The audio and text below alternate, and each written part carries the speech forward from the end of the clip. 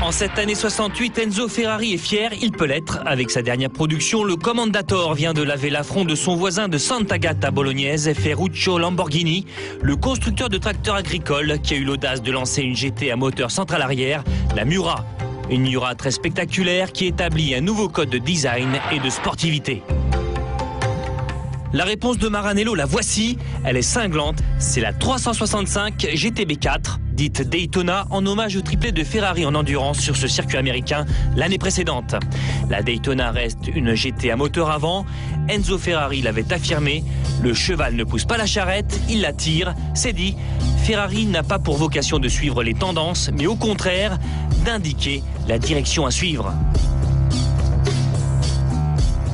En 68, lorsqu'elle est sortie, évidemment, j'avais pas les moyens de m'en acheter une, mais je m'étais dit qu'un jour j'en aurais une. Et elle valait quand même le prix de 3 DS voitures de l'époque. C'est la première voiture qui a été livrée au public, qui roulait à 300 km/h. La Daytona devient alors un formidable défi. Sous la direction de Sergio Farina, fils du fondateur de la maison haute couture automobile Pininfarina, c'est un véritable chef-d'œuvre que nous découvrons. Cette sportive italienne bouscule toutes les références des années 60. Dès le premier regard, la Daytona dégage une aura particulière. La face avant dépourvue de calandre rompt avec la tradition Ferrari. On remarque les 4 phares ronds recouverts d'une large bande de plexiglas. Jusque-là, on n'avait jamais vu cela. Le profil d'une fluidité et d'un équilibre parfait caractérise le coup de crayon de Pininfarina. Le capot moteur en aluminium n'en finit pas et rien ne vient perturber cette ligne, pas même le pare-brise au montant très fin. Le pavillon de toit fuyant souligne encore un peu plus la pureté de cette Ferrari.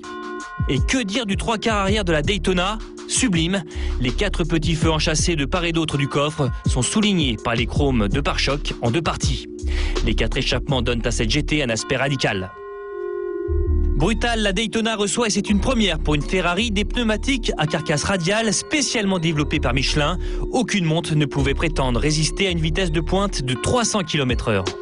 Bien, je m'installe à bord de cette fabuleuse Daytona. Donc les sièges baquets en cuir sont très agréables, hein. On est bien calé. À noter un compteur qui indique les 300 km/h. Vous avez une instrumentation vraiment très très complète. Alors, ce qu'il faut retenir, c'est l'apparition sur ce modèle-là de la climatisation, et oui, vous avez également un petit autoradio, mais l'autoradio, je vais vous dire une chose, c'est accessoire.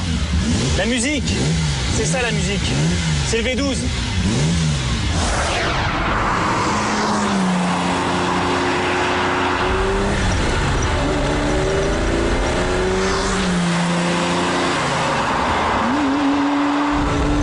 Quel V12 ? Il est issu des prototypes d'endurance, d'où sa réputation de bloc moteur Ferrari indestructible. Dans cette version 4 litres 4, il développe 352 chevaux. Une Daytona, ça ne se conduit pas, ça se pilote. Ah, au fait, le bonheur a un prix, 250 000 €.